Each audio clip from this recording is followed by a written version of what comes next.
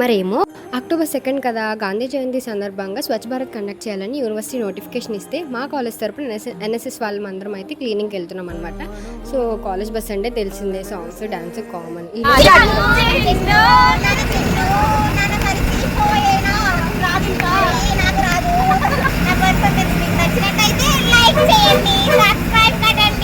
ఇలా ఎంజాయ్ చేస్తూ డైరెక్ట్ జేఎన్టీయూకి అయితే రీచ్ అయిపోయామన్నమాట. అక్కడికి వెళ్ళిన తర్వాత గాంధీ జయంతి స్పెషాలిటీ చెప్పారు అండ్ దెన్ మాకు చాక్లెట్స్ ఇచ్చారు ఆయన బర్త్డే సందర్భంగా.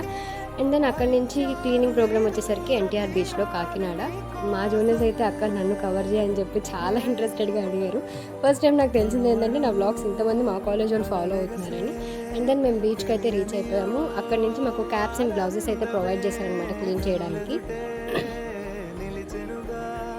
మా వాళ్ళు చాలా ఎనర్జెటిక్గా ఉన్నారు. అండ్ ఇది కాలేజ్ తరఫున ఎన్టీఆర్ బీచ్కి వెళ్ళడం ఫస్ట్ టైం. నా బీటెక్ 4 ఇయర్స్లో ఫస్ట్ టైం నేనైతే కాకినాడ బీచ్కి వెళ్ళాను అనమాట. ఈ 4 ఇయర్స్లో పర్టికులర్గా మా వాళ్ళు చాలా హైపర్ యాక్టివ్గా ఉన్నారు. కొంతమంది ఏంటంటే అక్క వీడియో తీయక్క అని చెప్పి అందులో ఉన్నదే బయటపడేసి మళ్ళీ లోపల దాంట్లోనే వేస్తున్నారు. సో మా వాళ్ళకి చాలా తెలివి ఎక్కువ అనమాట. అండ్ దెన్ అట్ లాస్ట్ మేమైతే గ్రూప్ పిక్ అయితే దిగేసాము.